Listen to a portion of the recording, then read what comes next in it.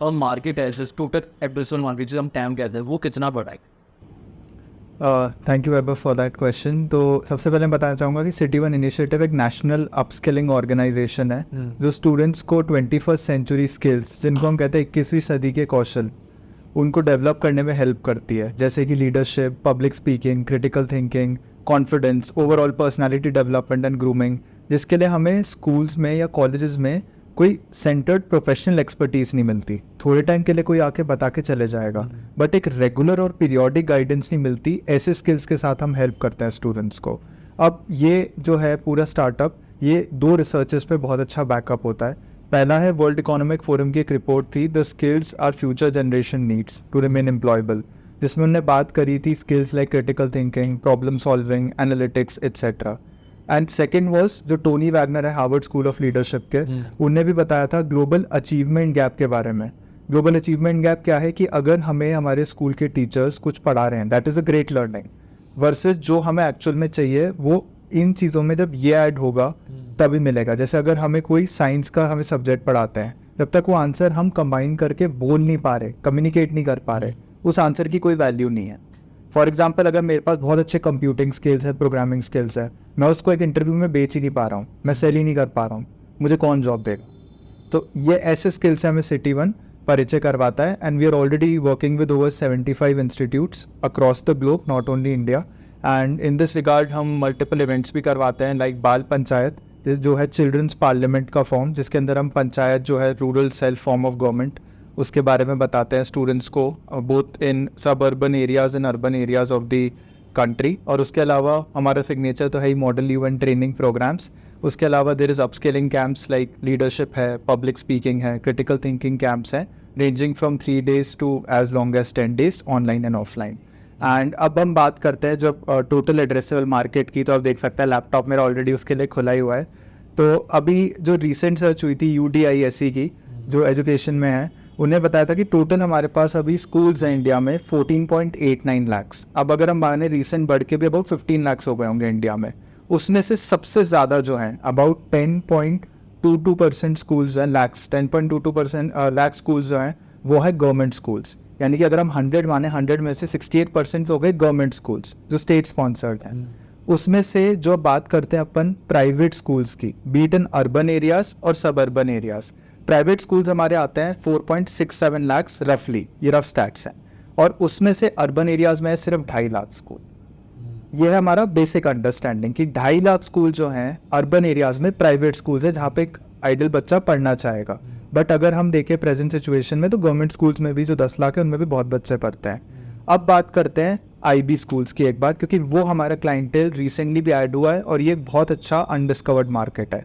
International बैकलॉरिएट schools, जिनकी बच्चों की पेइंग कैपेसिटी नॉर्मल स्टूडेंट्स से काफ़ी ज़्यादा होती है, प्लस लर्निंग जो होती है वो ट्रांसडिसिप्लिनरी होती है, unlike CBSE and other board जहाँ पे हम इंटरडिसिप्लिनरी लर्निंग की बात करते हैं।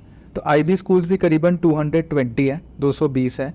अब ये जो सारा स्टैट्स है, इससे हमें पता चलता है कि हमारे पास लगभग जो स्टूडेंट्स हैं टोटल इन सब स्टैट्स से, वो है हमारे पास 26 करोड़ के आसपास, 26.5 करोड़। बट टीचर्स जो आते हैं वो 100 लाख भी नहीं है। अच्छा, इतना डिफरेंस है आपके। एग्जैक्टली, सो रफली it's 3 for every 100, 4 maximum 4 for every 100। तो ये पहले बहुत बड़ा हमारा जो ग्लोबल अचीवमेंट गैप या टीचिंग गैप कहता है, सबसे पहली चीज़ वो है। तो अब हम बात करते हैं हमारी टोटल एड्रेसेबल मार्केट जो होता है कि कितने कस्टमर्स हैं हमारे मार्केट में, मल्टीप्लाइड बाय एनुअल वैल्यू क्या है हमारी पर कस्टमर। तो मैं बताना चाहूँगा कि अगर आप CBSE स्कूल्स की तरफ जाएं, अगर आप 2.5 लाख में से देखें कि CBSE स्कूल्स कितने हैं, मैं कहता हूँ कि अगर 2,49,000 समथिंग भी हैं, राइट, उसमें से एटलीस्ट आपके 1 से 1.5 लाख स्कूल्स तो ऐसे होंगे ही होंगे जो एक minimum ticket value, for example अपने स्किल्स डेवलप करने के लिए एक बच्चा 1 महीने के कोर्स के कितने रुपए दे सकता है, तो 500 रुपीज़ कम से कम तो देगा ही एक अच्छे CBSE स्कूल में। तो वो 2.5 लाख में से हमारे पास कम से कम 1.5 लाख स्कूल्स ऐसे हैं जो इतना दे सकते हैं। यहीं पे अगर टिकट साइज़ आपको बढ़ाना है, अगर आपको अपना टोटल एड्रेसेबल मार्केट और वाइड करना है, हम कहते हैं जब आपको अपना मार्केट, आप कहते हो A's thousands, B's lakh, C's crore, आपको जब लाख से करोड़ में भी जाना है किसी भी एजुकेशन मार्केट में, IB schools are good not only for the paying capacity but also for the learning the impart to the students. उसमें आप अपना हायर टिकट साइज़ वहाँ पे सेल कर सकते हो। तो ये मेरा रहेगा कि इसमें आपके टोटल कस्टमर्स भी हैं, अगर मैं मानूँ कि अगर आपके उसके अंदर 2.5 लाख के आसपास भी सिर्फ अर्बन एरियाज़ में है, अभी मैंने private schools in suburban areas touch भी नहीं करा है, जो सिटीज़ के बाहर होता है, इन 2.5 लाख में भी वेरिंग टिकट साइजेस आप देख सकते हो। तो एड्रेसेबल मार्केट मैं मानता हूँ एक बहुत बड़ा ओशन है, और रादर एक ब्लू ओशन है, जो मैनेजमेंट के टर्म में भी कहते हैं कि ऐसी डिस्कवरी जो लोगों ने बहुत बाद में करी। तो इसीलिए स्टार्टिंग फ्रॉम 500 रुपीज़ पर टिकट साइज गोइंग टू 1000, 2000, 3000, 4000, जैसे हम देखते हैं बहुत सारी ऑर्गेनाइजेशन स्टार्टअप्स हैं जो कोर्सेज भी बेचते हैं ऑनलाइन, वहाँ तक जाता है। तो ये रहेगा इसका मेरा जो मार्केट एनालिसिस है। इसका लाइक आपको आइडिया कैसा है, क्योंकि ये तो बहुत अनडिस्कवर्ड मार्केट है जैसा आपने बोला अभी, और उसका आइडिया आना, उसका फिर एग्जीक्यूट करना, और आपने उसको लाइक कनेक्शंस किया, आपने स्कूल्स में आपने दादा की बात की होगी, तो आपने आपकी इनिशियल स्टेज में आपने कैसे किया हो, या किसी को अगर मुझे अगर एक चीज़ करनी है स्टार्ट करनी तो मैं कैसे कर सकूँ? तो सबसे पहले तो वैभव मैं आइडिया के बारे में बताना चाहूँगा। सो जब मैं 12th ग्रेड में भी था तब तक I was not a very confident student, मतलब I was very good with academics, 10 CGPA types, 90% above in 12th, but एक होता है self confidence that when you even say for example I am a boy, first क्या होगा when I go and talk to a girl, अब तो बहुत easy हो गया है, Gen Zs are very fast forward, अब उन्हें बात करने में हिचकिचाहट नहीं होती, बट हमारे टाइम पे तो बहुत क्लियर होता था, ठीक है बात करनी है, 2-3 बार सोचोगे, बात करोगे, that's nothing but public speaking fear. तो एक थॉट मेरी ये आया कि अगर कोई भी प्रोफेशनल गाइडेंस मुझे मिली होती मेरे अर्ली कॉलेज ईयर्स में, या यू कैन से अर्ली और लेट स्कूल ईयर्स में, तो ग्रूमिंग ही पर्सनालिटी की कुछ और होती। So that's one thought that came up. Second thought था जब मैं कॉलेज में आया, I got introduce to this model UN concept by my seniors, जहाँ पे भी role play as different portfolios in different countries. उसके अंदर सीनियर्स ने अच्छी गाइडेंस दी मुझे डेफिनेटली, बट अगेन उसमें अगर रिसर्च स्किल्स में प्रोफेशनल एक्सपर्टीज होती तो बात ही कुछ और होती, the growth trajectory would have been different, क्योंकि अंडरस्टैंडिंग लेवल ही कुछ और होता। अब थर्ड जो सबसे स्ट्रॉन्ग बेस बना वो था जब I join teach for India, जहाँ पे I guess under 10% selection rate होता है, इंडिया के one of the top fellowship programs में से एक है वो। I couldn't continue it due to some personal reasons, but मैं ऑलमोस्ट 3 to 4 months था उसके अंदर। अब टीच फॉर इंडिया क्या करता है, वो हम जैसे लोगों को जो नॉर्मल ग्रेजुएट्स थे उस टाइम, उनको अपॉर्चुनिटी देता है कि लो इनकम स्कूल में 2 साल तक टीच करने की। लो इनकम स्कूल्स में, यानी जो राजकीय उच्च माध्यमिक विद्यालय होते हैं जहाँ पे बच्चों को नॉर्मल इंफ्रास्ट्रक्चर, नॉर्मल टीचर्स का एक्सेस उतना अच्छा नहीं मिलता, बिजली, टेबल, चेयर जो हम आसपास देख सकते हैं, लैपटॉप, ये पॉडकास्ट रिकॉर्ड हो रहा है, इंटरनेट इतनी नहीं है वहाँ पे, इतनी रेडिबिलिटी ऑफ एक्सेस है ही नहीं। तो उन बच्चों को हम जाके पढ़ाते हैं वहाँ पे यूजिंग दी टेक्निक्स एंड पेडागोजीज जो हमें उनने सिखाई हैं टीच फॉर इंडिया वालों ने, राइट। सो पुणे में हमारी ट्रेनिंग हुई थी, वहीं पे I remember, I not take names, और वहीं पे आई रिमेंबर जब हमारी ट्रेनिंग हो गई थी तब हमें साथ साथ स्कूल में पढ़ाने का एक मौका दिया कि एक स्कूल है उधर आप एक डेमो की तरह पढ़ा सकते हो। तो हम रोज़ वो स्कूल गए थे ऑलमोस्ट 1 महीने तक। अब मैं आपको, ये रियल लाइफ स्टोरी है पूरी की पूरी जो मैंने खुद ने विटनेस करी है। अब वहाँ पे वो स्टूडेंट्स जो टीच फॉर इंडिया फैक्ट्स बताता था, ऑब्वियसली आप बिलीव तभी करोगे जब आप अंदर उस चीज़ में जाओगे और उस चीज़ को फर्स्ट हैंड एक्सपीरियंस करोगे। ये नॉर्मल मेंटालिटी है, right, be it any nationality person, right. So मैं वहाँ गया, अब उनने बोला था कि बच्चों में ग्रेड लेवल गैप है। ग्रेड लेवल गैप क्या होता है, एक 5th ग्रेड का बच्चा 1st ग्रेड के सिंपल अल्फ़ाबेट्स रीड नहीं कर पा रहा, सेंटेंसेस नहीं पढ़ पा रहा। और क्या गैप है, बेसिक कैलकुलेशन नहीं कर पा रहा है, एक 6th ग्रेड का बच्चा बेसिक एडिशन मल्टीप्लिकेशन नहीं कर पा रहा। बेसिक, मैं ही नहीं कह रहा कि बच्चों को 17 का पहाड़ा सुनाओ, बेसिक 1 into 2, 5 into 6 ये नहीं हो पा रहा। अब इनिशियली जब मैं गया तो द वाइब्रेंस, जो माहौल कहते हैं, the vibrance and everything was good, but when I went deeper into it, जब मुझे पता चला, जब मैंने उन बच्चों के घर विजिट किए, होम विजिट्स भी होते थे, पढ़ाता भी था, they were like 3rd 4th grade students जिनको हम पूरा स्टार्टिंग से क ख ग ABCD से पढ़ा रहे थे, क्योंकि उनको कुछ भी नहीं, हाँ 3rd 4th then eventually 5th भी आई आगे, बट उनको कुछ भी आइडिया नहीं, हमने उन्हें पूरा स्क्रैच से सिखाया। बट मुझे इसमें एक चीज़ और समझ आई, it was not only them to be blame कि अच्छा यहाँ है, ये है, nobody can be blamed, but जब मैं उनके घर भी गया, it had a lot to do with the economic gap also and the learning gap also. किस तरीके से उनको पढ़ाया जाता है, जिन टीचर्स ने उनको पहले पढ़ाया था उनने कैसे पढ़ाया है, प्लस इकोनॉमिक, ऑब्वियसली काफ़ी लोग 4x4 के रूम्स में रह रहे थे, that's obviously the economic condition, India is a developing country, but learning कैसे हो रही है वहाँ से मुझे बहुत पता चला। Although I couldn't continue there, but I took a promise कि जब भी मैं कुछ डेवलप करूँगा I will come back with a version जो उनको भी हेल्प करेगा। That is the reason when City 1 came back, अब आते हैं थोड़ा प्रेजेंट पे 2021 में, when City 1 even came back, one of our first pro bono यानी free sessions was done for Teach for India. हमने पहले के 2 से 3 सेशंस जो थे when we got all the learning and all, हमने वो टीच फॉर इंडिया के बच्चों के लिए पूरी तरह फ्री में लिए थे। और ये कोविड टाइम्स की भी बात है, बच्चों के लिए अच्छी लर्निंग भी हुई थी।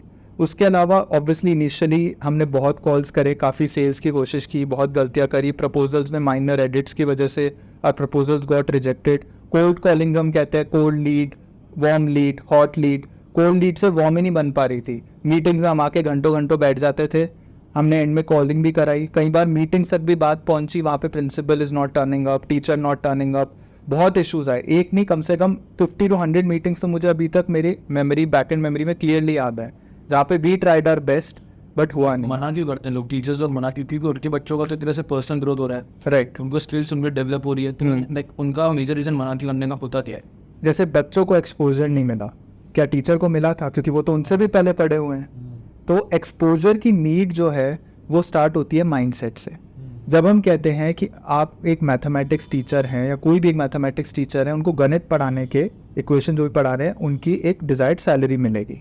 तो एक अपस्किलिंग ट्रेनर जो बच्चों को पब्लिक स्पीकिंग एक रियल लाइफ स्किल सिखा रहा है, उसको पे करने से आप क्यों हेजिटेट कर रहे हैं? एवरीथिंग हैज़ अ पे वैल्यू। जैसे कुणाल शाह जो हैं, फेमस हैं, क्रेड के जो फाउंडर है, वो ये कहते हैं कि आवरली रेट की बात करो, कि आप अपनी आवरली रेट की बात करो। मैं कहता हूँ मेरी 15 रुपये भी आवरली रेट, तो उस हिसाब से मैं अगर 2 घंटे पढ़ा रहा हूँ तो मेरी 30 रुपये हो गई, फॉर एग्जाम्पल। अब्रॉड में कंसेप्ट, क्योंकि मैंने यूके से अपनी मास्टर्स करी है यूनिवर्सिटी ऑफ नॉटिंघम से, वहाँ पे मैंने काफ़ी पार्ट टाइम्स करे हैं। वहाँ पे हर जगह आवरली रेट चलती है, 10 पाउंड, 20 पाउंड, और हर स्किल के हिसाब से आपकी आवरली रेट बढ़ती रहती है। क्या आपको जितने घंटे काम करना होता है? Exactly, correct. और आपका स्किल जितना अच्छा होगा, आप एक प्रोग्रामर हो, आप 50-60 पाउंड्स भी ले जाओगे। आप एक सेल्स मैनेजर का जॉब कर रहे हो या कैशियर का जॉब कर रहे हो, 8, 10, 15, 20 पाउंड्स तक भी जाओगे। तो मेरा पॉइंट वही है, पहला था एक्सपोजर जो हमें देना ज़रूरी था उन टीचर्स को कि ये क्यों इंपॉर्टेंट है। उस एक्सपोजर के बाद चीज़ आती है कि स्टूडेंट्स को चाहिए। स्टूडेंट्स को तो समझ आता है, पेरेंट्स को आता है कि चाहिए। प्लस एक और इशू ये था, हम फिजिकल विजिट्स नहीं कर पा रहे थे फर्स्ट ईयर में, जो था 2021। ऑल्दो ऑफिशियली हमने 16 में स्टार्ट किया था City 1 2016, but full time I started in 2021 after leaving my full time job. So वहाँ से हमें समझ आया कि विजिट्स नहीं हो पा रहे, हम ट्राई ज़रूर कर रहे हैं, प्रपोजल्स के अंदर वो एलिमेंट कुछ ना कुछ मिसिंग है, या तो लर्निंग मैट्रिक्स नहीं डाल पा रहे हैं, प्रूफ ऑफ कंसेप्ट सबसे बड़ी चीज़। जैसे प्रोडक्ट आपने दिया, फॉर एग्जाम्पल मैं बताऊँ आपको कि ये एक डायरी है, ठीक है, ये डायरी आप मार्केट में जाते हो, आप टच कर सकते हो, फील कर सकते हो, फिर आप खरीदोगे। से आप सर्विस को कैसे खरीदोगे? सर्विस तो एब्स्ट्रैक्ट है, वायर्स में है, इंटरनेट में है, कैसे खरीदोगे? अब लोग कहते हैं प्रूफ ऑफ कंसेप्ट, वीडियोस बनने चाहिए, टेस्टिमोनियल्स होने चाहिए। This is the first step. जो आपने पूछा आप कैसे स्टार्ट कर सकते हैं, this is the first worry step कि कुछ भी आप बनाना चाहते हो, हमेशा उसका एक प्रूफ ऑफ कंसेप्ट बनाओ। अगर वो सर्विस है और प्रोडक्ट है तो उसको आप इतना टेंजिबल बनाओ, उसकी आप इतनी वैल्यू क्रिएशन क्रिएट करो कि वो इवेंचुअली, अभी नहीं, eventually you head towards the part of commoditization. Commoditization क्या होता है? हम बीच में ये बोलने लग गए थे कि ट्यूशन नहीं जा रहे हैं, हम बायजूस जा रहे हैं। अभी का नहीं, पहले, राइट, बायजूस जा रहे हैं। या फिर हम एक सर होते थे हमारे, जैसे कोई एक्स सर हो गए, हम वहीं जा रहे हैं। तो हमें पता है आधी जनता हमारे मोहल्ले की या हमारे नगर की वहीं जाती है। तो वो उसे कहते हैं कमोडिटाइजेशन काइंड ऑफ, जहाँ पे आप जैसे बोलते हो हम ब्रश नहीं करें, हम कोलगेट ले आओ, टूथपेस्ट नहीं बोलते, राइट।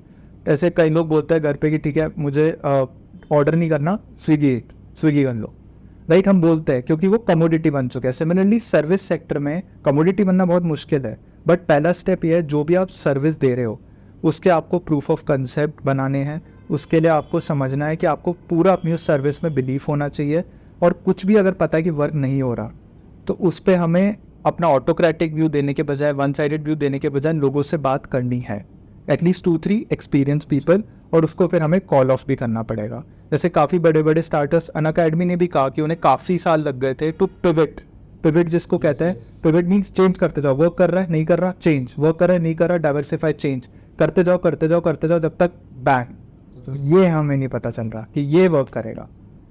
जैसे UPSC coaching was something that they really felt it worked for them.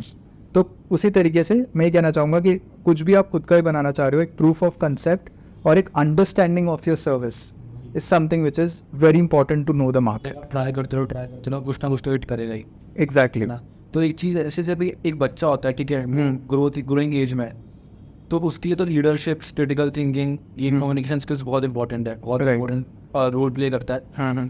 तो अपन लोग जैसे कि मैं हूँ, ठीक है, फॉर एग्जाम्पल मुझे ये चीज़ें नहीं मिली, कहीं ना कहीं मैं लैक कराऊंगा। हो सकता है कोई बहुत फॉर एग्जाम्पल आईटीएन है, बहुत एक्सट्रीमली बहुत वो है, ठीक है, इंटेलिजेंट है, बट वो उस लेवल तक पहुँच नहीं पाता जहाँ पे एक नॉर्मल इंसान जो बातचीत कहीं भी कर लेता है वो पहुँच जाता है। ट्रू। ठीक है, तो ये लाइक कैसे इसको अपन वो सही करें? सबसे पहले the thing comes is acceptance and understanding that problem is a problem. क्योंकि आधे लोग जो प्रॉब्लम करते हैं, जैसे आई रिमेंबर, क्योंकि आई एम बिट फिल्मी दैट वे, रोहित शेट्टी ने उनकी एक मैंने रील देखी थी, उसमें कहा था आज की डेट में जिस इन्वायरमेंट को लोग टॉक्सिक कहते हैं वो पहले वर्किंग इन्वायरमेंट नॉर्मल होता था, राइट? वो तो एक्सेप्ट करो, कुछ भी हो एक्सेप्ट करो, 70 घंटे आप एक्सेप्ट करो। सबसे पहले आप उस ओवरवर्क को ओवरवर्क, अब जो भी मान रहे हो, मैं कह रहा हूँ ठीक है मेरे पब्लिक स्पीकिंग स्किल्स अच्छे नहीं है, मेरे अंदर कॉन्फिडेंस नहीं है, सपोज एक्सेप्ट कि मुझे ग्लॉसोफोबिया है जो 75% ऑफ पीपल ऑन अर्थ में है। सबसे पहला पार्ट ये कि मुझे एक्सेप्ट करना है कि मैं 25 में नहीं हूँ, वो प्रॉब्लम समझो, पहला चीज़ प्रॉब्लम आइडेंटिफिकेशन। उसके बाद आता है सीकिंग सपोर्ट। अब इसमें सीकिंग सपोर्ट में भी दो चीज़ें होती है, एक होती है सेल्फ हेल्प बुक्स जो काफ़ी ट्रेंड कर रही हैं आजकल, काफ़ी लोग 12th के बाद सीधा जॉब करने लग जाते हैं, सीधा उनको अच्छा पैकेज मिल जाता है, काफ़ी रीडिंग करते हैं वो। सेल्फ हेल्प बुक्स जैसे फॉर एग्जांपल जिसको कहते हैं do it yourself books also.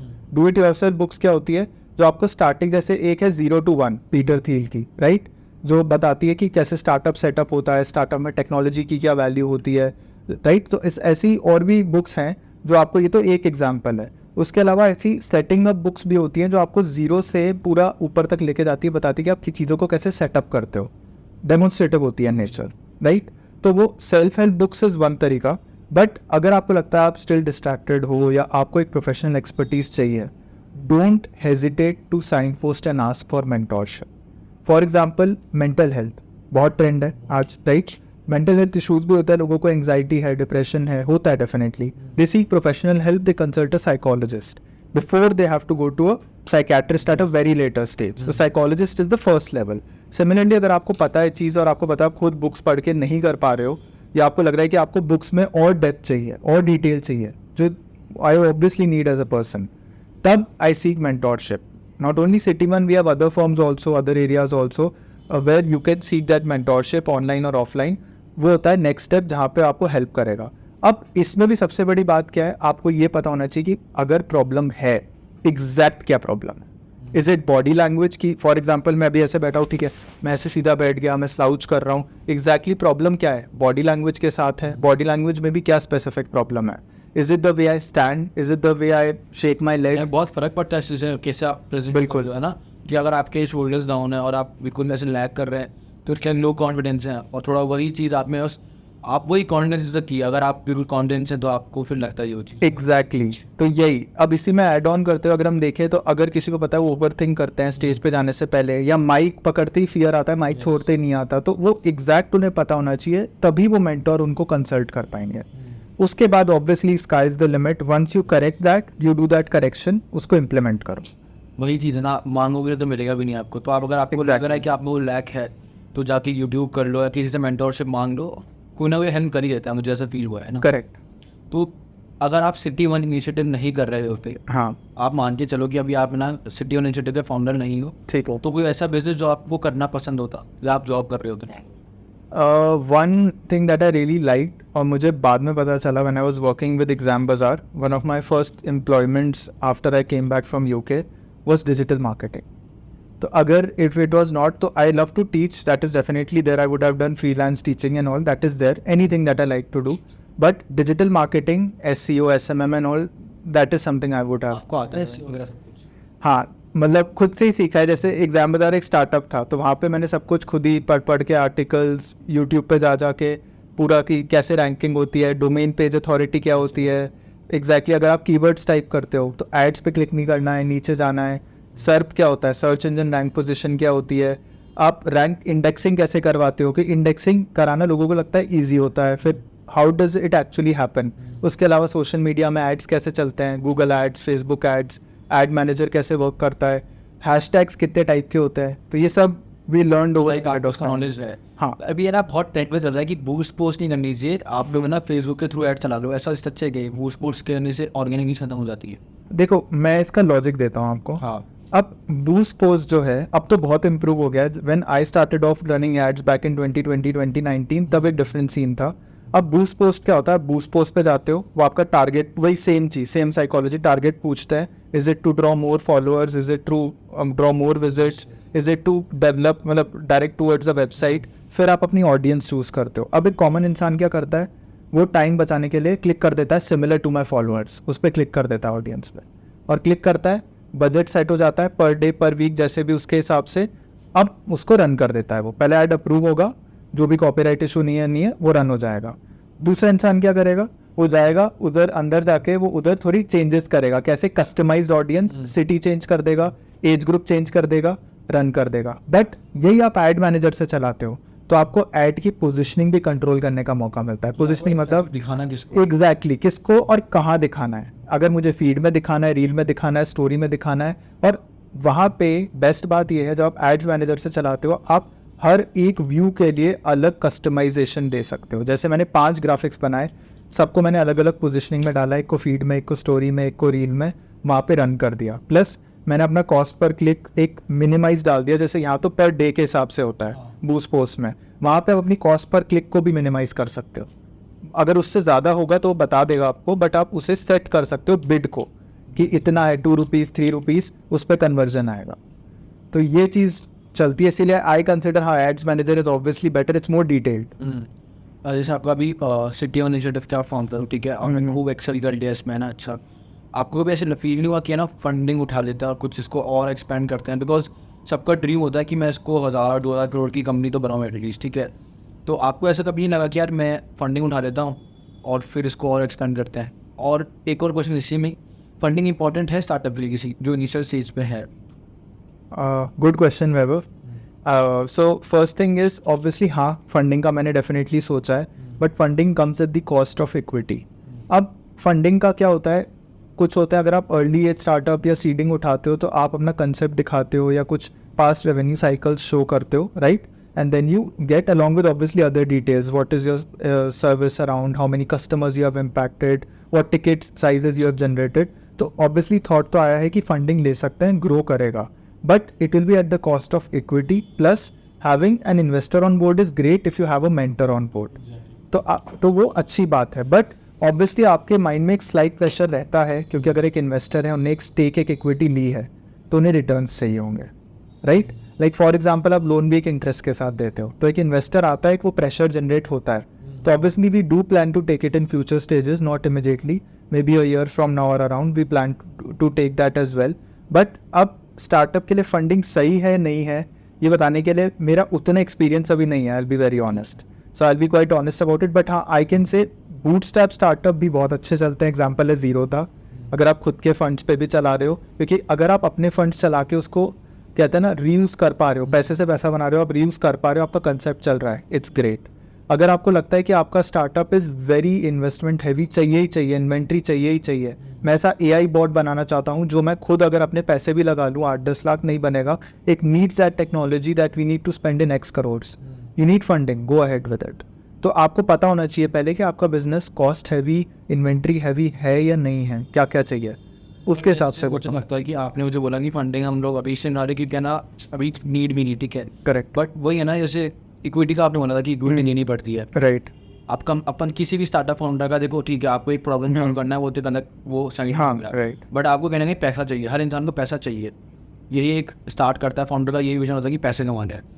तो अगर इक्विटी के बदले पैसा मिल रहा है तो लोग क्यों इक्विटी देने में ऐसे घबराते हैं कि यार हम 20% डालने दें, लेकिन इक्विटी दोनों आपको पैसा मिल रहा है तो क्या दिक्कत है? एवैल्यूएशन बढ़ जाएगी ना आपकी बाद में. आप बड़ी भी एवैल्यूएशन पे किसी को इक्विटी लेनी है, जैसे फॉर एग्जांपल एक X एवैल्यूएशन है मेरी अभी, ठीक है, एक सिंपल एग्जांपल देता हूँ, उसमें मैंने उनको एक इक्विटी दे दी, एवैल्यूएशन भी बढ़ गई, ठीक है, बाद में वैल्यूएशन और बढ़ी, मेरा स्टार्टअप अच्छा चल गया, उस इंसान की तो वैल्यू भी बढ़ गई जो उसने इन्वेस्ट किया था. अब अगर मुझे सेम परसेंटेज ऑफ इक्विटी, जैसे मैंने 5% इनको दी, अब 5% किसी और को भी देनी है, पॉइंट समझिए आप, 5% उसको भी देनी है, तो उस 5% की वैल्यू तो बहुत बड़ी हो गई ना.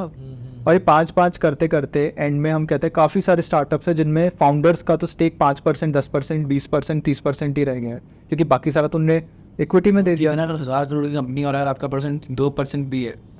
हाँ 2% भी है, बट फिर वही है कि वहाँ पे अगर if I am quite open to the idea that this is a shared vision, I should go ahead with it, और इससे ग्रोथ होगी और एंड में मुझे एग्जिट करना है, ठीक है, वो प्लान होता है. कई लोग होते हैं मुझे एग्जिट करना है, कई लोग होते हैं लाइक रतन टाटा जी कि मेरा विजन है मुझे, ठीक है, 1000, 2000, 10,000 करोड़ की भी कंपनी बन जाए, एग्जिट लेना एम नहीं है. एम है कि अगर आज 10 लोगों को एम्प्लॉयमेंट मिल रहा है, कल 100 को मिले, बाद में 1000 को मिले, और इस विजन से मैं कुछ ऐसी चीज़ें भी लॉन्च कर पाऊँ जिसमें ये मनी यूज़ हो सके, तो मैं सिक्योरिटी को होल्ड करूँगा अपने पास. जैसे बायबैक भी कहते हैं, लोग बायबैक करते हैं कंपनी को लिस्ट करने के लिए, कई लोग लिस्ट करते हैं आगे अपने CSR इनिशिएटिव्स में भी डालते हैं वहाँ से. So it depends entirely on the vision. Like as I said कि हमारा तो है लेने का definitely investment, but not immediately. लोग अभी इस तरह से. हाँ. आपने मुझे बोला कि आपने जॉब भी की थी, है ना? तो लाइक आप अगेंस्ट तो ऑब्वियसली जॉब के कोई आप हो नहीं ऐसे, है ना? तो आपको क्या लगता है जॉब में आप हैप्पी थे, आपने क्यों छोड़ा, लाइक जॉब क्यों छोड़ी? सी, जॉब मैं बोलूँगा is a bliss for the people who want to maintain a schedule. अगर आपको पता है कोई इंसान लेट उठता है, चलो वर्क फ्रॉम होम भी कर रहा है, जो भी है, बट अगर आपको शेड्यूल बनाना है, job is the best thing. So पहली बात ये होती है, मैं आपको एक सिंपल चीज़ बताता हूँ. जब आप स्टार्टअप स्टार्ट करते हो, अब एक तो होता है second generation, third generation business, कि my father was also, my grandfather was also, and I am also into it. Great, I don't criticize that, I don't say कि इसकी वैल्यू बहुत अच्छी है. The family is working for it towards a collective vision, right, that's great. अब job की जहाँ तक बात करते हैं, जॉब से सिस्टम आता है, बट अगर आप कहते हो कि उससे ज़्यादा या कम, वो टाइम बताएगा. जैसे काफ़ी सारे एंटरप्रेन्योर्स हैं, अभी भी उनकी कंपनी की वैल्यूएशन बहुत अच्छी होगी करोड़ में, बट वो उस लेवल की सैलरी ड्रॉ नहीं कर रहे हैं, राइट, जितनी उनको करनी चाहिए. The reason is because they are still believing in it कि ऑब्वियसली मेरे पास इक्विटी भी है, मेरे पास सैलरी थोड़ी बहुत है, और अभी मेरे को और बड़ा करना है उसको, पहला होता है. तो मेरा ये कहने का मतलब है कि ऐसा नहीं है कि जॉब इज़ बेटर और एंटरप्रेन्योरशिप इज़ बेटर, या आप उससे ज़्यादा कमा सकते हो. अगर आपके अंदर विजन है, थॉट प्रोसेस है कि this will go on a long run, eventually you learn. Not, जैसे हम कहते हैं business can be the first line of earning. Business क्या है, फॉर एग्जाम्पल मैंने फैक्ट्रीज में एक एक्स प्रोडक्ट बनाया, राइट, से फॉर एग्जाम्पल मैंने एक पीनट बटर बनाया फैक्ट्रीज में, इमीडिएटली वो वहाँ पे शेल्फ्स पे गया, अच्छा लगा, लोगों ने खरीदना चालू करा, मैंने उसको होलसेल पे भी दिया, मैंने उसको शोरूम्स पे भी दिया, अच्छा चल गया वो हर जगह, ठीक है. फर्स्ट लाइन ऑफ अर्निंग हुई, मुझे मेरा कट जो भी मिल गया, जिस कॉस्ट पे मैंने बनाया उसके ऊपर मुझे प्रॉफिट हो गया, मैंने जिस कॉस्ट पे बेचा उस पर, और I am happy. Entrepreneurship at times is first, at times is a third chain of earning. Third chain मतलब पहले मैंने प्रोडक्ट, जो भी मेरा सर्विस है वो मैंने बताया, फिर वो सर्विस का कुछ ना कुछ उन्हें एक सैम्पल चाहिए होगा, फ्री का या जैसा वो चाहिए होगा, दिखाना पड़ेगा. फिर वो इंसान ने थोड़ा टाइम लिया मार्केट में कॉम्पिटिटर से, जैसे बाकी लोग भी करते हैं, कॉम्पिटिटर से बात करी, ये करा वो करा, मेरे प्राइस स्टडी भी करी, क्वालिटी स्टडी भी करी, फिर वो मेरे पास वापस आया, उसने मुझे ऑर्डर दिए, फिर मुझे पता चला कि चलो और ऑर्डर आएंगे. तो मेरे हिसाब से, जैसे आपने एग्जांपल बताया कि कोई पर्सनालिटी कह रहे थे कि चलो मैं जॉब नहीं करूँगा, ये नहीं है. सी, जॉब करने में कोई हार्म नहीं है, बिकॉज जो स्किल्स मैं आज की डेट में स्टार्टअप में भी इम्प्लीमेंट करने वाला हूँ, आई रिपीट दिस अगेन, जो मैं इम्प्लीमेंट करने वाला हूँ और करता हूँ, काफ़ी ज़्यादा श्रेय उनका, काफ़ी ज़्यादा क्रेडिट उनका मेरी जॉब को जाता है. क्योंकि जॉब ने मुझे, अगर मुझे स्केड्यूल नहीं दिया होता, फ्लेक्सिबिलिटी नहीं दी होती, रिमोट वर्क हैंडल करने की कंडीशन नहीं दी होती, इंटर्न्स नहीं दिए होते मैनेज करने को, आज की डेट में जो मिस्टेक्स मैं अवॉइड कर पा रहा हूँ, या जो मिस्टेक्स के लिए मैं बहुत केयरफुल रहता हूँ, वो हो ही नहीं, मतलब वो मैं कर रहा होता. तो वही है कि जॉब तो आपको, ऐसा लोग जो बोलते हैं कि जॉब तो मैं कभी कर नहीं सकता, आई डोंट फील कि करना पड़ जाता है, और आपको कोई, आपको ऑप्शन ही नहीं, तो जॉब तो करनी पड़ेगी. भैया, आपने सिटी वन इनिशिएटिव को लेकर अभी तक क्या क्या इनोवेशंस करे? राइट. सो वैभव, जब हमने स्टार्ट किया था इनिशियली, तो that was known as City MUN project. तो the word is itself clear, वो सिर्फ MUNs की ट्रेनिंग और मेंटरिंग कोचिंग तक लिमिटेड था, यानी model UNs, international relations, diplomacy. उसके बाद the very first innovation we did was from there to developing camps. But camps बहुत सारी और ऑर्गेनाइजेशंस कराती हैं, भले पब्लिक स्पीकिंग हो, क्रिटिकल थिंकिंग हो. So we went further deep down into it, और हमने सबसे पहली चीज़ जो लॉन्च करी थी वो थी model UN for young age kids, like grade 3 to 5. अब ग्रेड 3 के जो स्टूडेंट्स हैं वो बहुत ही एक्टिव होते हैं, 4 और 5 के बहुत ज़्यादा एक्टिव होते हैं, काफ़ी अच्छी एनर्जी होती है, एंथुसियाज्म होता है. अगर हम उनको चैनलाइज करें for an MUN with very simplified rules of procedure, तो वो कैसा वर्क करेगा. तो एक नोएडा के स्कूल के साथ हमने पार्टनर किया था 2022 में सबसे पहले. This really worked out well, उसका प्रूफ ऑफ कंसेप्ट काफ़ी अच्छा रहा. उसके बाद we implemented it in other schools as well. So that was one, MUN for grade 3 to 5 and others, और ये स्पेशली IB स्कूल्स में काफ़ी अच्छा चला था. उसके बाद next thing it was MUN only but for parents and teachers. ये हमने लास्ट ईयर भी अगेन एक MUN करवाया था जेनेसिस के साथ में, स्कूल के साथ में। सो उधर वो काफ़ी अच्छा वर्कआउट करा, जहाँ पे पेरेंट्स ने एक G20 कमेटी का हमने एक सिमुलेशन करा था, बिकॉज G20 काफ़ी ट्रेंड कर रहा था लास्ट ईयर, इंडिया के पास प्रेसिडेंसी थी उसकी। सो पेरेंट्स और टीचर्स ने आके अपने view points as countries share किए थे and it worked out really well, क्योंकि हमने डिस्कस किया about moral education and its framework. And this year हमने उसी पर वर्क किया और हमने एक मॉडल लोकसभा सिमुलेट करवाई on the agenda review of the current working government, क्योंकि इलेक्शंस आ रहे थे। तो लास्ट ईयर अबाउट 17 पेरेंट्स थे, this year about 24-25 parents and teachers थे। और वो I can vouch strongly and से एशिया में सिर्फ हम ही हैं जो ऐसा सिमुलेशन करवाते हैं साल में एक बार।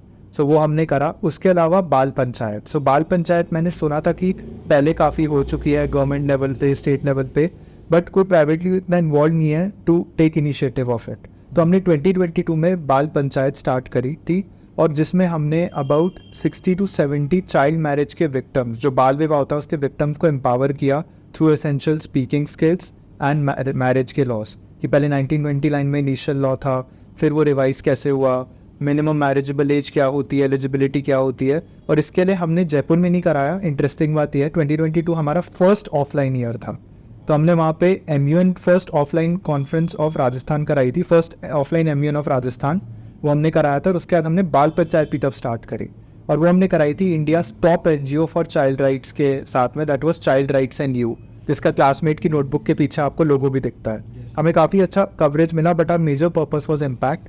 तो हमने अजमेर के अंदर एक NGO के साथ टाई अप किया किराए के थ्रू, और हमने रिमोटली रिक्रूट किए अबाउट 20 to 30 इंटर्न्स, राइट, जिनने जा जाके लाइक वॉलंटियर्स मेजरली, जिनने जा जाके बच्चों को पढ़ाया। These were like from different engineering colleges and other colleges of Ajmer. हमने लिंक्डइन के through, power of social media, LinkedIn के थ्रू, इंस्टाग्राम के थ्रू इनको अप्रोच किया, इंटरव्यूज़ लिए, एंड उसमें से हमने इनको सेलेक्ट किया। इन बच्चों ने जाके अलग अलग टाइम पे सेशंस लिए इन ग्रुप्स, और एम्पावर किया उन बच्चों को जो एज यंग एज 7-8 ईयर्स थे, एज ओल्ड एज 20 ईयर्स थे। काफ़ियों को तो ये तक नहीं पता था कि वो अपनी चाइल्ड मैरिज को मतलब कैसे उसको मतलब अवॉइड कर सकते हैं, राइट। तो हमने उनकी ये हेल्प करी। इस दौरान काफ़ी डिफ़िकल्टीज़ भी आई, काफ़ी लोगों का गौना भी हो गया, काफ़ी लोग जो आए थे वो चले गए, घर वालों ने रिस्ट्रिक्ट भी किया, but at the and it was a successful simulation जो हमने डालसा में करा था, डिस्ट्रिक्ट लीगल सर्विसेज अथॉरिटी का जो हॉल है in Ajmer, in presence of government authorities. उसके बाद हमने काफ़ी स्कूल्स के साथ भी इस आइडिया को रिवर्क किया, इस पर नुक्कड़ नाटक्स करवाए, पैनल डिस्कशंस करवाए, विजुअल प्रेजेंटेशंस करवाई। तो ये भी एक इनोवेशन था जो हमने किया। And obviously innovation is the mother of all inventions, क्योंकि आप उस पर बिल्ड करते हो, राइट। तो हम इसमें भी अभी और इनोवेशंस करें। प्लस एक चीज़ कंक्लूडिंग एंड पे बताना चाहूँगा, recently we have also onboarded काफ़ी young change makers, like world's youngest TEDx speaker on tech and innovation, Ranveer Sachdeva, correct. तो उनको करा, जिनको रिकॉग्नाइज करा एप्पल के CEO ने। उसके अलावा world's youngest TEDx speaker and one of the youngest leaders in the world, plus youngest speaker at COP28 and COP18, miss Kiara Kaur. उसके अलावा हम ऐसे और लोगों को ऑनबोर्ड करना चाह रहे हैं जो हमारे साथ जुड़े, और ऑब्वियसली चेंज मेकिंग की एज और कम करते जाए, क्योंकि जब इतने छोटे बच्चे समझ सकते हैं कि क्लाइमेट चेंज की क्या वैल्यू है, राइट, टेक की क्या वैल्यू है, AI की क्या वैल्यू है, तो आने वाली जो जनरेशन है वो इनसे इंस्पिरेशन ले सकती हैं। So this is my take. Relationship जो होते हैं बहुत इंपॉर्टेंट होते हैं हर इंसान की लाइफ में, ठीक है। आपके जैसे फ्रेंड्स हो गए, फैमिली हो गई, आपकी गर्लफ्रेंड हो गई, एक्सेट्रा कुछ भी, ठीक है। अब वो एक फाउंडर की लाइफ में कितना मेजर रोल प्ले करता है, बिकॉज एज अ फाउंडर है ना, आप जब कुछ काम करते हो, एंटरप्रेन्योरशिप में घुसते हो, तो गारंटी है, जब आप बिजनेस करते हो तो कोई वो शेड्यूल नहीं होता आपका, आपको काम करना ही पड़ता है। हो सकता है आज आप 12 घंटे काम कर रहे हो, कल आप 14 घंटे कर रहे हो। उसमें आपके फ्रेंड्स एंड फैमिली जो होती है, आपकी गर्लफ्रेंड्स होती हैं, आपके जो भी आपकी रिलेशनशिप है, वो बहुत छूटते हैं नीचे, ठीक है। तो वो कितना इंपॉर्टेंट रोल प्ले करता है रिलेशनशिप, तो वो कैसे आप उसमें कैसे नहीं, बिकॉज आप सिटी यूनिवर्सिटी के फाउंडर हैं, आप इसी चीज़ में डील करते हैं, तो कैसे आप इसको डील करें हम लोग। सी पीपल स्किल्स मेरा फोटे ज़रूर है, रिलेशनशिप नहीं है। Like I am not great at all. I say I be the last person to take advice from when it comes to relationships, marriage relationships, maintaining them especially. I'm not very good at it, I'll be frank. I'm good at making friends, ठीक है, दोस्ती यारी में I'm very good, but when it comes to building relations, I might not be a great person. अब जहाँ तक बात करते हैं how to maintain the understanding, the question that you asked, so it is a time taking process. जब आप entrepreneurship पे जाते हो, जैसे मैंने आपको इनफॉर्मली पहले ही बताया था, you are the last man standing. आपको पता है आपके साथ आपकी टीम है जो एक कलेक्टिव विजन शेयर करती है, बट आइडिया डायरेक्शन आपको देनी है. तो अगर आप काम भी कर रहे हो तो पहले बात करते हैं पेरेंटल बॉन्ड्स की, parental siblings and all. Obviously आपके वर्किंग आवर्स बहुत लॉन्ग होंगे. आपको समझना पड़ेगा कि कभी कभी 10 घंटे है, 12 घंटे हैं, 15 घंटे भी लगेंगे जब ऑन ग्राउंड इवेंट डिलीवरी है. बस आपको ये ध्यान रखना है कि तब आप उनसे टच में रहो, either through phone calls, right, video call, phone call, technology is there as a bliss these days. तो उनसे आप टच में रहो.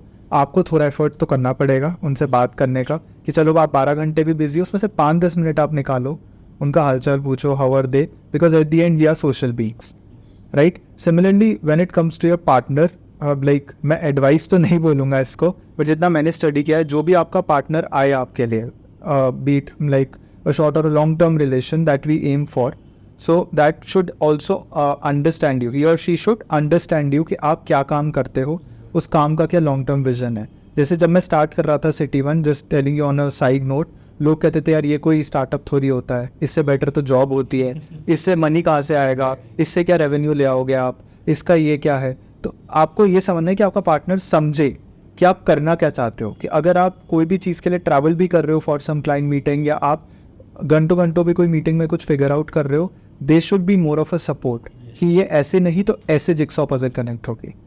वो मेरे हिसाब से बिलीव भी नहीं करते आपके, ठीक है, तब भी थोड़ा बहुत बस बिलीव नहीं करते, नेगेटिव ना बोले, एटलीस्ट कुछ बोले नहीं ना. वो मेरा वो रहता है कि आप, अगर आपको लगता है कुछ नहीं होगा तो आप बोलोगा, तो वो क्योंकि एक स्टार्टअप फाउंडर जो होता है ना, उसको ही दिखता है वो चीज़ें, ठीक है. अब मैं आपसे पूछता हूँ कि आपका विजन क्या है. जैसे फॉर एग्जांपल ना, अभी आपने बोला कि यार बहुत लोगों ने अब स्टार्ट किया, आप लोग बोलते थे कैसे कमाओगे, इससे क्या ही कर लोगे. लोग मुझे भी अभी बोलते हैं कि इस कहाँ ही पैटर्न कितनी बड़ी बना लोगे आप, ऑर्डर पे तोड़ा लोगे. मैं आपको बता रहा हूँ 5 से 10 साल लगेंगे हमको, हम इंडिया की बेस्ट फैशन पेट ब्रांड होगी, ट्रेंडी हमारी, है ना. मैं बोल रहा हूँ, लोगों को भी लगता है कि नहीं होगा, बट मैं करके दिखाऊंगा. तो वही चीज़ है, आपका विजन क्या है, इसको सिटी वन इनिशिएटिव को लेके कहाँ ग्लोबल लेके जाना है, या कितना बड़ा आना है, क्योंकि जीतने को दुनिया होती है, तो आप कितना जीतना चाहते हो. सी, पहला मेरा target segment will be India, because a developing country जैसा कोई मार्केट नहीं है. ये काफ़ी मैंने पॉडकास्ट अलग में भी सुना है, but developing country is a very good market both to learn and to earn. So पहला तो ऑब्वियसली है to be the biggest national, जैसे मैं बार बार बोलता हूँ, नेशनल अपस्किलिंग ऑर्गेनाइजेशन. नेशनल का मतलब ये है कि हम लेस एक्सेसिबल या रिमोट एरियाज़ में भी जाएं. तो पहला एम ये विजन है that we reach to different corners, be it a city, a town, a suburb, we want to reach there. We want to be the biggest upskilling organization across the globe, but पहला step is India. पहला step is India कि अगर हम 2030 तक India के corners में भी अच्छी तरह पहुंच जाएं, कि when you see not even a hoarding, but एक बच्चे से भी आप जाके पूछो कि कौन आया था, तो बोलेंगे सिटी वन से कोई आए थे भैया, या कोई दीदी आई थी सिटी वन से. That is our aim. कि आप कोई भी स्मॉल सिटी में भी जाते हो, आप पाली जैसी सिटी में भी जाते हो, वहाँ पर भी आपको ये लगेगा कि चलो हम आए थे वहाँ पर. That is one.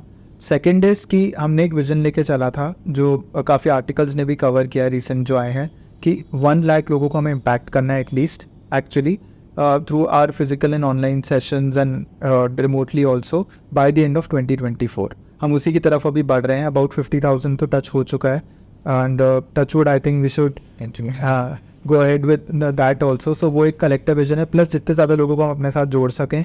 क्योंकि अभी मैं कहता हूँ कोई हमारे साथ वॉलंटियरिंग करना चाहता है, इंटर्नशिप करना चाहता है, एसोसिएट होना चाहता है, ट्रेनर बनना चाहता है, we are more than happy to appoint you after the due process. तो ये मेरे 3 कलेक्टिव विजन्स रहेंगे. And obviously the 3 lines that I always, एक तो है लर्निंग सिमुलेशंस फॉर अपस्किलिंग, ये तो हमारी टैगलाइन है. बट हमारे जो 3 मेन पिलर्स हैं, 3 Ls, learn, leverage and lead. That is कुछ भी आप पढ़ो, सीखो, उसको आप लेवरेज करो, यूज़ करो, पॉजिटिव टर्म में एक्सप्लॉइट करो उसको आप, एंड देन उसके थ्रू आप एक लीडर बनो, आप लीड करो. This is the entire vision. Founders जो होते हैं ना, वो काफ़ी बहुत इम्पेशेंट भी होते हैं. पेशेंट तो बहुत ज़रूरी होते हैं एक स्टार्टअप में करने की. ट्रू. ठीक है, तो वही चीज़ है कि क्या क्वालिटीज़ होनी चाहिए फाउंडर में. Good question. फ्रैंकली अगेन मैं बताना चाहूँगा, patience I have learned over the years. अभी भी मैं ये नहीं बोलूँगा कि मैं कोई पेशेंस की मिसाल हूँ या एग्जाम्पल हूँ. Obviously working with kids gives you lot of patience, because हर एक चाइल्ड की अलग कैपेसिटी होती है टू अंडरस्टैंड. अगर कोई बच्चा बहुत जल्दी कुछ सीख जाता है, कोई थोड़े टाइम बाद सीखेगा, कोई बार बार सिखाने के बाद सीखेगा, आफ्टर लॉट ऑफ रिपीटेशंस. सो पहली चीज़ जो मैं क्वालिटी बताना चाहूँगा, पेशेंस, जैसे आपने राइटली बताया वो तो है ही, जो टाइम के साथ आएगा। आपको अंडरस्टैंडेबिलिटी और एम्पैथी बढ़ानी पड़ेगी यहाँ पे, जिसको हम EQ भी कहते हैं, इमोशनल इंटेलिजेंस, वो सब बढ़ेगा तो आपके अंदर पेशेंस की वैल्यू खुद बढ़ेगी। क्योंकि आपको क्या समझना है कि अगर मैं एक टास्क, एक सिंपल सी पोस्ट कैनवा पे डिज़ाइन करनी है, मैं शिवांश आहूजा 5 मिनट में करके दे दूँगा, कोई और इंसान पहले कैनवा समझेगा, करेगा, एडिट करेगा, 20 मिनट तो लगेंगे। जब तक वो 20 के 1 घंटा या 30, मतलब 1 घंटा तक लग रहा है, इट्स ओके। बट अगर वो 2 घंटे लग रहा है, then that's being bit late back, वो प्रॉब्लम है। बट अगर उसमें हो रहा है तो वी शुड बी पेशेंट। फिर वही है ना, आपने बहुत स्टार्ट में बोला था कि घंटे के हिसाब से आपकी वो होती है, एग्जैक्टली, वैल्यू होती है। आपने 2 घंटे का आपकी वैल्यू 100 रुपये, Correct. 200 रुपये खर्च कर दिया तुमसे। एग्जैक्टली, तो आपने वो टाइम वेस्ट कर दिया rather than using it in a judicious manner. अब दूसरी चीज़ होती है रेजिलियंस। रेजिलियंस ये होती है कि अगर मैं ये चीज़ कर रहा हूँ, मैं वो करते रहूँगा, मुझे विजन दिखना चाहिए उसका, मुझे एंड गोल दिखना चाहिए obviously, right, not like headless chickens, मुझे विजन दिखना चाहिए। वो करते रहूँगा मैं जब तक मुझे उसमें मेरा एंड गोल दिख रहा है। बार बार करो करो करो, भले पिवट करके कर रहे हो कैसे भी, that is resilience. Second thing, third is obviously communication, that is day to day communication. और उसी कम्युनिकेशन के अंदर आता है आपका बोथ टीम का intra personal communication and interpersonal communication. क्या आप अपने क्लाइंट्स के साथ कैसे बात करते हो और आप अपने टीम को कैसे हैंडल करते हो, दोनों। जैसे फॉर एग्जांपल मैं किसी को अगर आप करके भी बात करता हूँ, किसी को तू करके भी करता हूँ, हमारी कल्चरल अंडरस्टैंडिंग में उसमें बहुत फ़र्क आ जाता है, राइट। तो वो एक एग्जांपल है, बहुत सिंपल एग्जांपल है, राइट। उसके अलावा अगर आपके यहाँ पे जो वो है टॉप डाउन हायरार्की फॉलो हो रही है, कुछ हो रही है, तो फाउंडर को उस चीज़ के लिए रिस्पेक्ट होनी चाहिए, माइक्रो मैनेजमेंट में नहीं जाना चाहिए। माइक्रो मैनेजमेंट का मतलब होता है कि अच्छा मैं थोड़ा ये भी देख लूँ, वो भी देख लूँ। अगर मैंने किसी को एक टास्क दे दिया, उसके नीचे एक team they the, I should have full faith on them कि ये वो कर देंगे। जब तक कुछ पहले ब्लंडर नहीं हो गया हो, कोई इशू नहीं हो गया हो, तब मैं एक विजिलेंस रख सकता हूँ, एक सर्विलेंस रख सकता हूँ। नहीं तो टास्क दिया है, don't go lot into detail till the timeline has elapsed। ठीक है, सो ये हो गया। उसके बाद मैं नेक्स्ट थिंग बताना चाहूँगा, आपको टाइमलाइंस के बारे में बहुत क्लैरिटी होनी चाहिए कि मैं 1 साल कहाँ देखता हूँ, 3 साल कहाँ देखता हूँ, 5 साल कहाँ देखता हूँ, और शॉर्ट टर्म गोल में एवरी मंथ मैं कितने प्रोजेक्ट्स लॉकिंग करना चाहता हूँ। तो टाइमलाइंस की गारंटी, या आप guarantee as an guarantee means कि कुछ एक सॉलिड आपका थॉट प्रोसेस होना चाहिए कि मैं ऐसा चाहूँगा। And lastly but not the leastly, मेरे एक फ्रेंड है जो अभी मुंबई में वर्क करता है, कुशाग्र, उसने बताया था अगर आपको एक फाउंडर बनना है तो आपके मुंह में चीनी, यानी जीभ पे आपके चीनी, हाँ, मुंह में चीनी और सर पे बर्फ़ होनी चाहिए। इसका मतलब ये है सिंपल, सर पे बर्फ़ मतलब आपका दिमाग ठंडा होना चाहिए हमेशा। कोई मना भी करे, कुछ भी करे, आपको ठंडा रहना है। 10 रिजेक्शन मिले, 15 रिजेक्शन मिले, अनुपम खेर को भी मिले थे, राइट, तब भी उन्हें 420 मूवीज़ कर ली। He failed in his 10th grade, he failed in his graduation, तो भी उनने करा, आइडियल एग्जाम्पल। बट और मुँह में चीनी मतलब हर कोई कुछ भी आपको बोले, कैसा भी बोले, even if they are using improper language, you don't have to become that. आपको उनको हमेशा एक पोलाइट नमस्ते, थैंक यू, अच्छा सर, थैंक यू करके जाना है। एंड उनसे जो आप सीखे हो, लर्निंग, कुछ ना कुछ सीखे होगे, या तो ऐसा बनना है, ऐसा नहीं बनना है, तो जो आप सीखे हो वो आपको लेके जाना है लॉन्ग वे। तो ये मैं बताना चाहूँगा, I think these are the things. Do you believe in God? Like अभी मेरे साथ एक एक्टिविटी हुई थी बीच में, क्या हुआ था, मैं इवेंट कराया मैंने, ठीक है, बता देखा होगा आपने, हम लोग इवेंट किया जयपुर में, फर्स्ट इवेंट किया जयपुर में, पेट आर्ट एंड हमारा इवेंट था ना उनका, राइट। तो उसमें क्या था, मैं बहुत ट्राई कर, एक साल से ट्राई कर रहा था करने का कि यार अब करते हैं। या तो मेरा गट फीलिंग मना कर देता कि यार नहीं, सब कुछ हो गया, एक बार तो मेरा सब कुछ हो गया, सब कुछ रेडी है, बट मैंने एंड टाइम पर आके बोल दिया कि यार वो अंदर से किक नहीं मिल रही, मैंने कैंसिल कर दिया। अभी रिसेंटली वो मैं गया, रैंडमली गया कि यार चलो बात करके आते हैं, मैं तो गया भी नहीं था बात करने, है ना, वहीं पे हम लोग चल रहे थे, कुछ हमारा मीटिंग था, हम लोग ने बात करी एंड वो बहुत अच्छा हुआ, लाइक वो बहुत अच्छा हुआ, ठीक है। तो वही है, मुझे ऐसा लगता है कि जो चीज़ आपको जब मिलनी होती है तभी मिलती है। आप ये मानते हो, उसमें बिलीव करते हो? Definitely. Colonel Sanders, late life में उनको KFC मिला, बहुत ही आइडियल। ओबरॉय जो हैं, जिनके हम होटल्स में जाके कई बार स्टे भी करते हैं, उनको लेट लाइफ में मिला। अर्ली एज स्टार्टअप्स का जेप्टो बहुत अच्छा एग्जांपल है। अर्ली 20s में 2 फाउंडर्स को अपना पैशन मिल गया। जेप्टो में 21 साल की थे जब। एग्जैक्टली। तो वही एक सक्सेस की कोई एज नहीं होती, आप अपना एफर्ट, अपना perseverance, resilience and perseverance, that was the term I was missing out on, वो आप करते रहो, try. And as the time comes, obviously luck is a major factor, but along with that it's hard work, right? There is no alternate. अब luck से आप लड़ नहीं सकते, हार्ड वर्क आप जितना करोगे उतना आपका लक पॉलिश होता जाएगा। मैंने बहुत चीज़ लर्निंग सीखी है। मैं पॉडकास्ट देख रहा था बेल बिटल के फाउंडर का, ठीक है। अच्छा। उन्होंने बोला कि आप जैसे किसी गेम में हो, मैं आपको बोलता हूँ डेक दूंगा आपको मैं तार, ठीक है, प्लेइंग कार्ड्स की, उसमें से आपको बोलूँगा कि इसमें 4 इक्के हैं, ठीक है। तो आपने बोला ठीक है, अब वो किस नंबर पे आपको बता दें, आपने 1 निकाला, 2 निकाला, 3 निकाला, 4 निकाला, वो इक्का नहीं आ रहा, बट उसमें है, और आपने क्विट कर दिया, हो सकता है आपका इक्का आने ही वाला था। तो वही चीज़ है, पेशेंस आप में होनी, प्रोबेबिलिटी, और तभी लग तो आपका काम करने वाला है ही, बस वो आपको उतना पेशेंट होना पड़ेगा कि यार वो लग काम करे, उस गेम में उतना खेलना पड़ेगा आपको। ये तो बिल्कुल करेक्ट बात बोली, you have to keep trying till it happens. और thank you so much Shivansh भैया, आप आए पॉडकास्ट पे, लाइक, और मैं सबको ये बताना चाहूँगा कि शिवांश भी मेरे मेंटोर भी साथ में। If I ever feel something कि यार कुछ हो नहीं रहा है, समझ नहीं आता मुझे क्या करना है इन फ्यू लाइफ, या इन लाइफ भी नहीं कि यार कुछ भी ग्रो होता रहता है, वो ये फाउंडर्स लाइफ होता है। तो आज अभी खुश हूँ मैं, हो सकता है आधे घंटे बाद आपसे नीचे हो जाओ, ठीक है, ये तो होता ही है। तो मैं भैया को प्रूव कर देता हूँ, और मैं भैया ही बोलता हूँ उनको, कोई सर नहीं बोलता मैं इनको। तो thank you so much Shivansh भैया, आप आए और आपने अपना टाइम दिया, और आपने बहुत ज़्यादा नॉलेज जो शेयर करी, और I seriously wish for you कि आप बहुत बड़ा बिजनेस बनाओ सिटी यूनिवर्सिटी फैक्ट का, और फिर अपन जब बहुत ज़्यादा बड़े बन जाएंगे तब बैठेंगे वापस पॉडकास्ट करेंगे, फिर आप बताएंगे कि हमने यहाँ से शुरू किया था और हम आज यहाँ पे आए। हाँ, जिससे लोग भी हमारा एग्जाम्पल दे सके कि इनको भी इस एज पे सक्सेस मिली है। हाँ,